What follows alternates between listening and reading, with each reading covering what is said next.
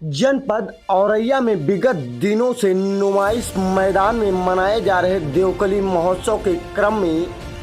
शुक्रवार को मंच का कुशल संचालन कर रहे बहुत ही सम्मानित वरिष्ठ एवं मान्यता प्राप्त पत्रकार दिलीप गुप्ता द्वारा जनपद के उच्चाधिकारी गणों द्वारा प्रजातंत्र के चौथे स्तंभ प्रिंट एवं इलेक्ट्रॉनिक मीडिया के पत्रकार बंधुओं के साथ गोष्ठी की गई, जिसमें मुख्य अतिथि के रूप में सुभाष त्रिपाठी इटावा से पधारे, वासुदेव मिश्रा, रमेश अवस्थी व विशिष्ट अतिथि के रूप में जिलाधिकारी औरैया प्रकाश चंद्र श्रीवास्तव व पुलिस अधीक्षक औरैया चारू निगम को जनपद औरैया के समस्त सम्मानित पत्रकार बंधुओं द्वारा पुष्पगुच्छ, शाल व प्रतीक चिन्ह भेंट कर उनका स्वागत किया गया। तत्पश्चात पत्रकारिता के दौरान आने वाली समस्याओं से उच्चाधिकारी गणों को अवगत कराया गया। औरैया से सुभाष चंद्राणा के साथ मनीष राजपूत की रिपोर्ट। चौथा स्तंभ बहुत ही अहम है और उसका सम्मान सर्वोपरि है। जैसा कि अभी सुभाष जी ने कहा, कहाँ हमारी सीमा है, ये सबकी एक सीमा है। जैसे कहा जाता है कि कहाँ हमारा अधिकार खत्म होता है, जहाँ से हमारी ड्यूटी शुरू हो जाती है। राइट्स और ड्यूटीज जो कि संविधान में एक साथ चलती है,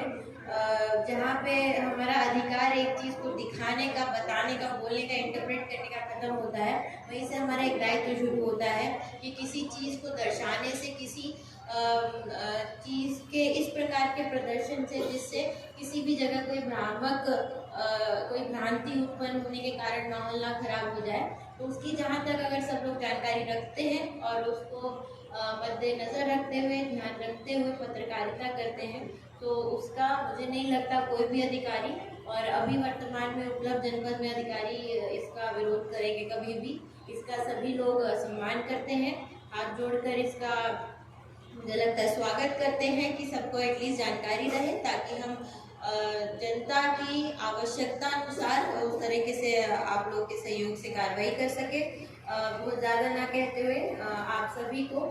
एक अच्छे पत्रकार सम्मेलन के लिए, एक आत्मचिंतन भरे पत्रकार सम्मेलन के लिए और मैं बहुत बहुत शुभकामनाएं देती हूँ। जय हिंद, जय भारत।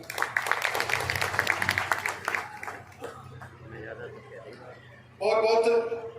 धन्यवाद कप्तान साहिबा। संक्षिप्त उद्बोधन में आपने गागर में सागर भरकर आज देवकली महोत्सव के 7वें दिन, 7 का अंक बहुत शुभ होता है। 7वें दिन सप्तर्षि मंडल का ये द्योतक होता है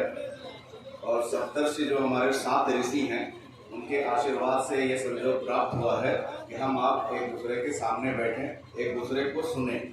और एक दूसरे के बारे में भी चिंतन करें, आत्ममंथन चिंतन को करें। इस देवकली महोत्सव के आज 7वें सोपान पर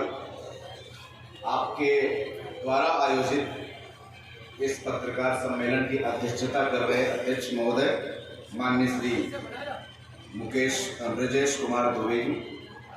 मुख्य अतिथि माननीय श्री सुभाष त्रिपाठी जी, अन्य मंचस्थ वरिष्ठ पत्रकार जिन्हें देख करके अपने ऊपर ये हो रहा है कि भाई आप अभी इस उम्र में कलम चला रहे हैं, तो हम लोग झूठे ही अपने को थका थका महसूस करते हैं। निहायत ऊर्जा प्राप्त हो रही है आपको देख करके मात्र। ऐसे वरिष्ठ पत्रकार जिनसे आशीर्वाद की अपेक्षा हमें रहती है, सामने बैठे हुए सभी सम्मानित पत्रकार बंधु, अन्य कुछ हमारे ख्याल से पीछे कार्यक्रम को देखने के लिए भी, जिसकी चूंकि मेला है वो संभवतः पत्रकार नहीं है, फिर भी अगर आप इस परिवेश में हैं तो आपको भी एक मिनी पत्रकार मानते हुए आपका भी सम्मान है इस सभा में। मेरे सभी पुलिस अधीक्षक सहित अन्य समस्त अधिकारीगण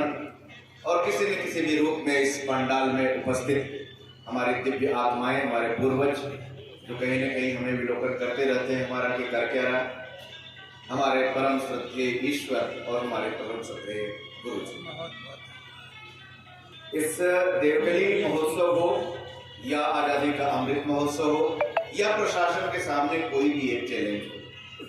कोई एक दायित्व चाहे शासन से दिया गया हो या समाज से दिया गया हो या आस पड़ोस से दिया गया हो कि भाई अब हमें ये करना है, तो कैसे किया जाए, इसके लिए हमें अगर किसी की जरूरत पड़ती है तो वो आप हैं। और हम क्या कर रहे हैं ये जनता को बताने के लिए अगर हमें जरूरत पड़ती है तो फिर आप हैं। और हमने कैसा किया इसके बारे में अगर फीडबैक लेना है, अगर केवल आत्ममुक्त नहीं हो जाना है कि हमने जो किया सब अच्छा ही किया, क्योंकि हम तो कलेक्टर, हम खराब कर ही नहीं सकते। अगर इस आत्मबोध के दायरे से हम परे हैं और निष्पक्ष विवेचन चाहते हैं कि हमारा जो किया गया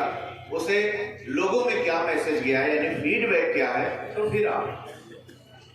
ये ऐसे केवल ये नहीं कह दिया गया कि आप चौथे स्तंभ हैं लोकतंत्र। तो आपसे मिलने के हर वक्त ख्वाहिशमंद है मित्र, यूं तो आपसे मिलने के हर वक्त ख्वाहिशमंद है मित्र, पर हमारे मिलने और बिछुड़ने के भी मतलब निकाले जाते हैं। हम कुछ कहें तो एक एक शब्द का गुहियात निकाला जाता है, और खामोश रहें तो खामोशी के भी मकसद तलाशे जाते हैं।